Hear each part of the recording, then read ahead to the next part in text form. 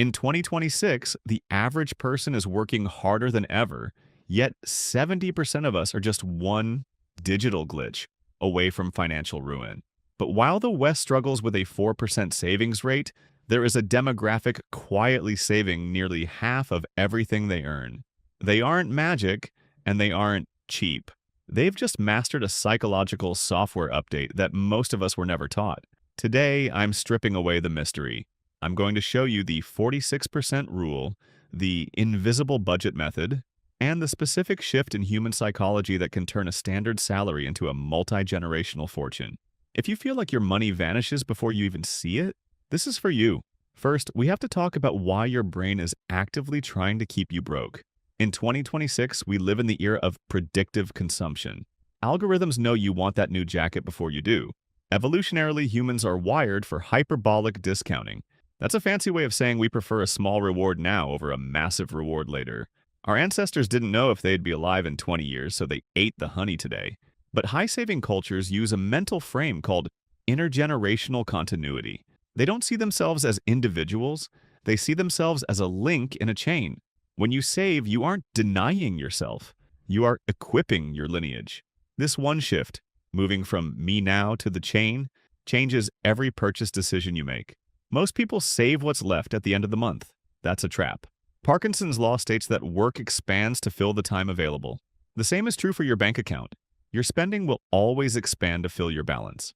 The secret used by the world's most efficient savers is zero-based precision. In 2026, with automated banking, this is easier than ever. Every single cent is hired for a job before the month begins. If you earn $5,000, you don't have $5,000. You have $2,000 for rent, $800 for future wealth, $400 for health, and $200 for guilt-free fun. By the time you look at your spending balance, it's zero. You've already paid your future self. It's not about restriction, it's about predetermination. There's a psychological concept called the spotlight effect.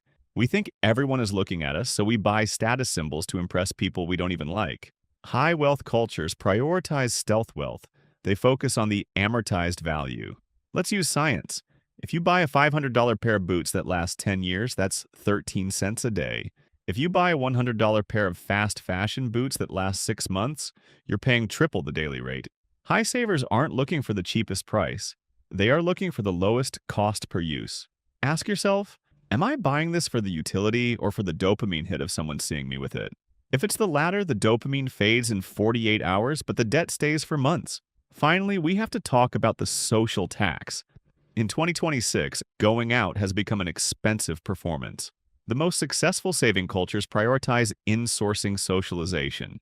Instead of meeting at a $100 a head restaurant, they host, they cook, they build community at home.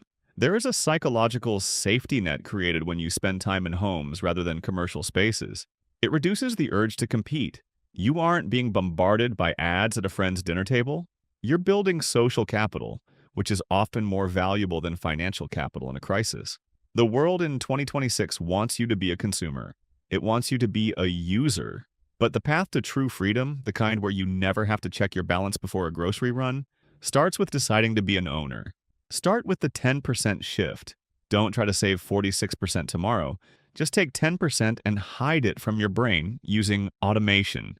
Once your brain adapts, and it will, increase it by 1% every month. Wealth isn't what you buy. Wealth is the no you can say to a job you hate, or the yes you can say to an opportunity you love. If you're ready to break the cycle, hit that subscribe button. We're building the chain,